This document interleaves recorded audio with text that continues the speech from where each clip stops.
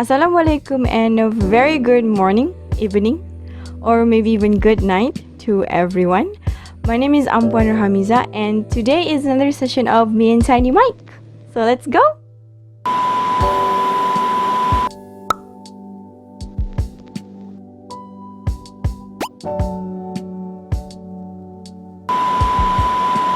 So for today's session of me and Tiny Mike, we will be talking about self-acceptance.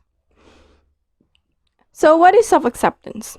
Self-acceptance is accepting yourself no matter what flaws, what imperfections, what regrets, and no matter what limitation or weaknesses you have. And when you are accepting yourself, you have to do it with no prerequisite, no conditions, and no judgment towards yourself. Only by doing this that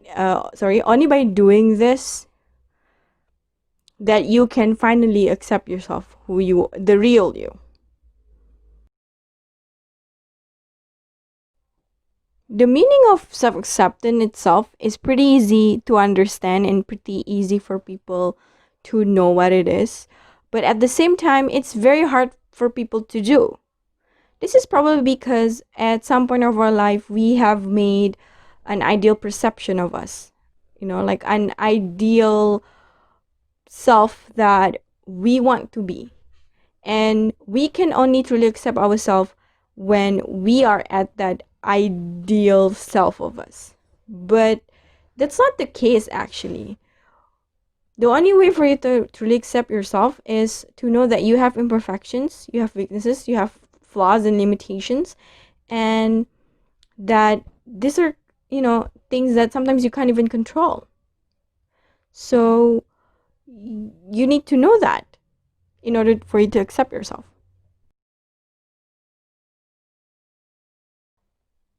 So how can you actually start accepting yourself? Or start your journey on self-acceptance. There's not really like steps for you to do, but I would like to share two things that I know has helped me in my own journey of self-acceptance. First, validating your feelings. Feelings are something that you can't control.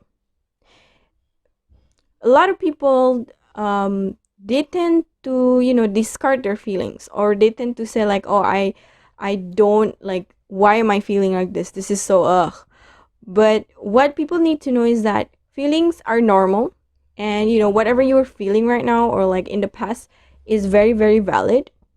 And you have to accept those feelings as they are. What's important is what you do with those feelings at that moment. And either it's positive or negative. So make sure that those feelings are contributing towards a more positive self-growth instead of negative self-growth. The next thing is to be compassionate towards yourself. If you can feel compassion for other people, why can't you feel compassion for yourself? If you can feel, if you can be kind towards other people, why can't you be kind towards yourself? There's nothing wrong with doing all of these things to yourself. You are worthy as much as the compassion that you give and as much kindness that you give.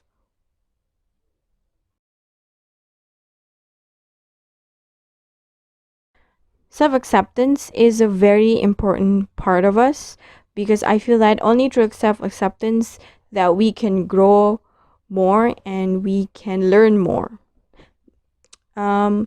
There's probably like a lot of more steps, or like perhaps a lot of more things about self-acceptance that you can do, but I feel like these two are the most important one, yet the hardest one for people to do in their journey of self-acceptance. So before I end this video, I would like to share a quote. The quote goes, "Maybe I made a mistake yesterday, but yesterday's me is still me. Today, I am who I am with all my faults and my mistakes. Tomorrow, I might be a tiny bit wiser, and that will be me too. These faults and mistakes are what I am, making up the brightest stars in the constellation of my life. This is a quote from a speech made by Kim Namjoon, who is the leader of a very popular Korean boy band, during a UN meeting in 2017. I feel that this quote encompassed the notion of acceptance pretty well. So that is all from me. I hope that what I shared today resonates well with you and help you in your journey of self-acceptance a bit better. So before I go, please keep yourself hydrated. Sorry, please keep being healthy. Please take care of yourself. Please eat. Please hydrate yourself. Drink that water. Please, if you've been sitting down for a while, make sure to stand up and stretch your body. It's not good to sit for a very long time. Okay? So, thank you for listening. Thank you for watching. I hope you have a nice day. Bye bye.